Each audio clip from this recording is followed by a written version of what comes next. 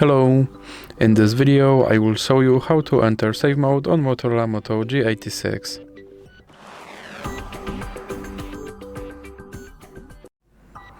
So to enter save mode on this device you have to start by opening your power menu and then long press on power off button and then click OK.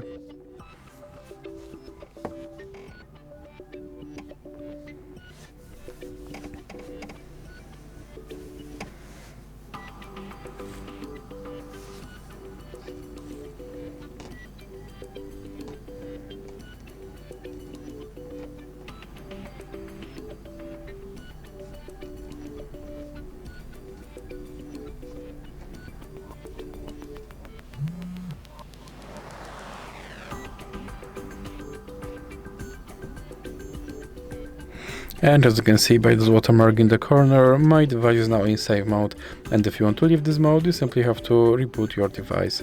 So that's it for this video. If you liked it, please remember to leave like and subscribe.